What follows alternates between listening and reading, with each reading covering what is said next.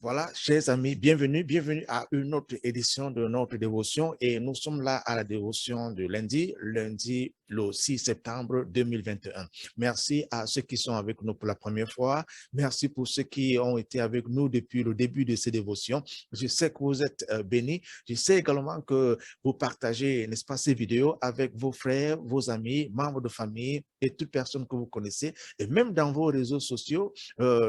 Partager ces vidéos, quelqu'un peut être béni, n'est-ce pas? Que ce soit en Asie, que ce soit en Europe, en Afrique, en Amérique, partout, vous pouvez partager cette vidéo, d'accord? Aujourd'hui, nous allons lire un verset biblique et nous allons prier ensemble, comme d'habitude. Allons dans Colossiens chapitre 1 et nous allons lire le verset 10. Colossiens chapitre 1, verset 10. La Bible dit, pour marcher d'une manière digne du Seigneur et lui être entièrement agréable, portant des fruits en toutes sortes de bonnes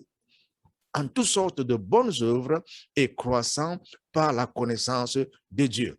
J'aimerais encore lire. Pour marcher d'une manière digne du Seigneur et lui être entièrement agréable, portant des fruits en toutes sortes de bonnes œuvres et croissant par la connaissance de Dieu. Amen. Voilà.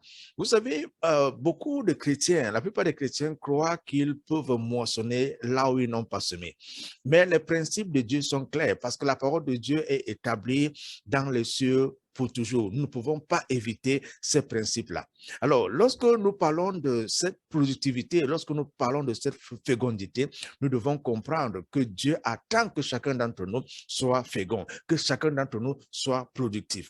Nous ne pouvons même pas demander au Seigneur d'augmenter notre productivité si ce que nous avons dans nos cœurs, c'est de l'envie.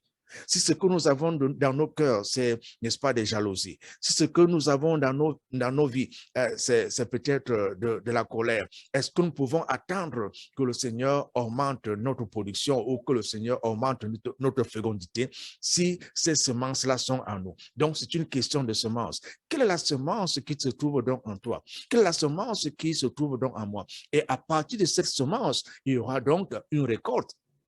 À partir de cette semence, il y aura, n'est-ce pas, une production, il y aura une productivité, il y aura un résultat. Mais lorsque nous regardons maintenant que c'est l'Éternel qui nous donne, n'est-ce pas, la capacité ou qui nous donne la force, n'est-ce pas, d'avoir de la richesse, nous devons nous poser cette question, est-ce que ces richesses-là glorifient le Seigneur? Nos richesses viennent de Dieu pour que ces richesses soient également utilisées pour l'avancement de son royaume et même nos bénédictions afin que nous soyons également une bénédiction pour les autres. Mais ce que nous constatons aujourd'hui, c'est que beaucoup sont restés avares et beaucoup ont décidé de nourrir leurs propres ambitions à travers, n'est-ce pas, ces richesses-là qu'ils ont accumulées. Mais quand nous regardons la vie d'Abraham, par exemple, dans Genèse chapitre 26, verset 4, Dieu dit, en ta semence, ou alors en ta semence, nous pouvons dire ta semence, ou en ceux qui seront nés de toi, comme pour dire, je ferai de toi une grande nation à travers ta descendance. Donc, nous sommes la descendance d'Abraham en Christ. Celui qui est en Christ est devenu descendant d'Abraham et héritier de la promesse. Si vous êtes en Christ, vous êtes devenu descendant d'Abraham et vous êtes maintenant héritier de la promesse. Étant héritier de la promesse, cette bénédiction que vous recevez en tant qu'héritier de la promesse en Abraham, c'est également une bénédiction que Dieu vous donne afin que vous puissiez bénir les autres. Si Dieu vous a élevé, si Dieu a fait de vous un grand, comme on dit, sachez qu'il a fait de vous un grand afin que vous permettiez également aux autres de devenir des grands. Cela va de pair avec ce que nous étudions dans la parole de Dieu. C'est cette parole qui doit maintenant être votre boussole, votre guide. C'est cette parole qui doit être votre conseiller. Et quand vous êtes dans la parole de Dieu vous aide à comprendre pourquoi Dieu vous donne ce que vous avez et à marcher maintenant selon ce qu'il vous commande ou alors ce qu'il vous demande de faire. Et vous n'allez pas oublier également le fait que nous devions marcher digne. Beaucoup de personnes, n'est-ce pas, même les enfants de Dieu, subissent beaucoup de reproches et de rejets parce qu'on ne comprend pas, on ne réussit pas à à discerner celui qui est enfant de Dieu ou celui qui n'est pas enfant de Dieu.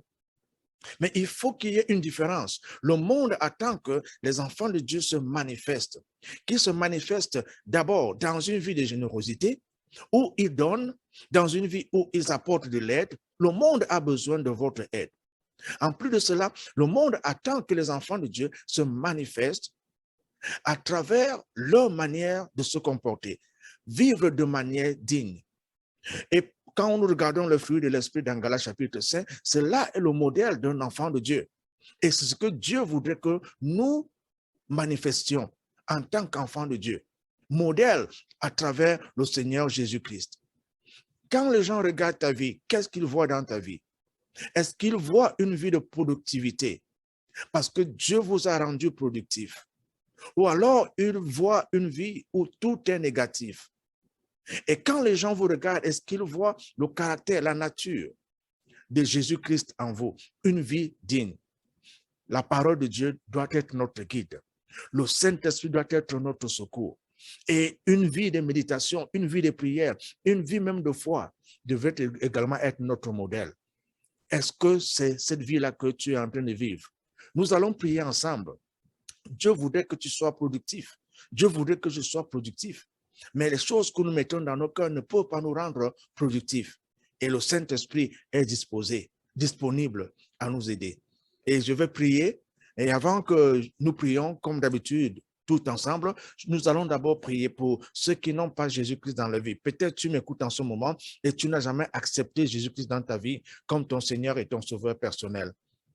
Je t'en supplie, je t'invite à prier avec moi et à recevoir Jésus-Christ dans ta vie. D'accord? Prions ensemble. Seigneur Jésus-Christ, j'ai besoin de toi. Je t'ouvre la porte de mon cœur et je te reçois comme mon Seigneur et Sauveur personnel. Pardonne tous mes péchés et donne-moi la vie éternelle que tu promets. Amen. Si tu as fait cette prière pour la première fois, je te dis félicitations et bienvenue dans la famille chrétienne. Et n'oublie pas de dire à quelqu'un que tu as fait de Jésus-Christ ton Seigneur et ton Sauveur personnel. Et aussi, passe le temps dans la lecture et la méditation de la parole de Dieu. Ne manque pas, n'est-ce pas, de parler à Dieu dans la prière. Et si tu n'es pas membre d'une assemblée chrétienne, je t'invite à faire partie d'une assemblée chrétienne où la parole de Dieu est prêchée et où Jésus-Christ est élevé au-dessus de toutes choses. Une fois de plus, félicitations. Voilà, nous rendons grâce au Seigneur pour la parole que nous avons lue aujourd'hui dans Colossiens chapitre 1, verset 10, où nous savons que l'Éternel fait de nous des enfants productifs. Et nous savons également que nous marchons dignes, n'est-ce pas, du Seigneur Jésus-Christ. Nous sommes bénis pour être une bénédiction. Au nom de Jésus. Amen. Voilà, prions maintenant pour nos vies, prions pour nos familles, prions pour nos amis, prions pour tous les malades. Il y en a qui ont vraiment besoin de ta prière. Et ta présence ici n'est pas un accident. Pendant que nous nous associons, tu sais quoi? L'Éternel nous écoute et l'Éternel nous répond. D'accord? Prions ensemble. Père, nous te disons merci, car c'est toujours une joie de nous retrouver ensemble et de lever ton saint nom et de te glorifier, de te magnifier, car il n'y a aucun autre Dieu en dehors de toi. Tu règnes dans les cieux et sur la terre, et ton règne est éternel. Merci pour le don de ton Fils Jésus-Christ, notre Seigneur et notre Sauveur.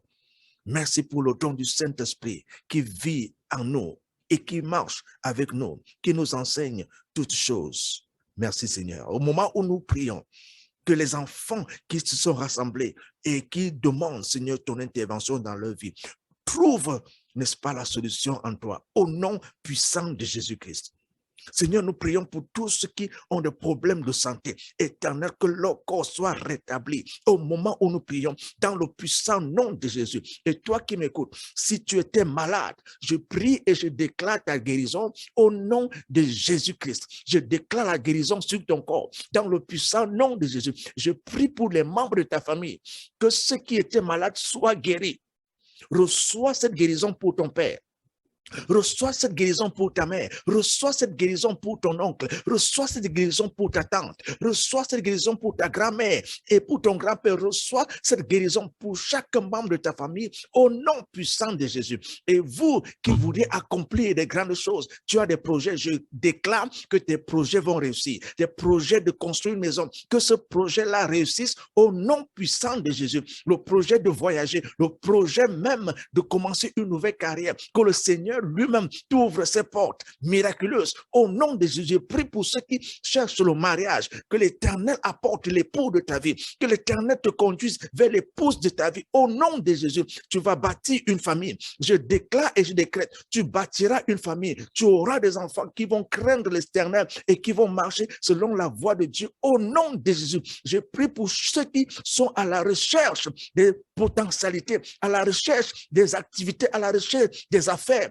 internationales. Je prie que cela marche dans le puissant nom de Jésus. Vous qui êtes dans le domaine du sport, vous qui êtes dans le domaine, dans n'importe quel domaine, le domaine de la santé, le domaine de l'éducation, que l'Éternel vous guide, que l'Éternel vous assiste, que l'Éternel vous fortifie dans le puissant nom de Jésus. Je prie pour tous les mariages, que l'harmonie, la joie, la paix, l'amour règnent dans votre mariage. Au nom de Jésus, je libère tous ceux qui sont sous les chaînes de l'ennemi. Je brise ces chaînes-là dans le puissant nom de Jésus. Les chaînes qui vous ont tenu en captivité pendant longtemps, ces chaînes-là sont brisées dans le puissant nom de Jésus. Dans le puissant nom de Jésus, les forces des ténèbres, je les arrache de vos vies. Au nom de Jésus, là où vous êtes, je déclare et je décrète que l'ennemi n'a aucun pouvoir sur vous. Les démons n'ont aucun pouvoir sur vous. Là où vous êtes, j'enlève l'obscurité et j'envoie la lumière de Dieu briller sur vous, briller sur vos voies, briller sur vos familles, briller sur vos affaires. Dans le puissant nom de Jésus, je vous sépare des forces du mal et je déclare et je décrète que Jésus-Christ est Seigneur. Il est Dieu dans vos vies. Dans le puissant nom de Jésus, je prie pour tous les gouvernants, je prie pour tous les gouvernements, je prie pour l'Esprit de Dieu de remplir chaque pays.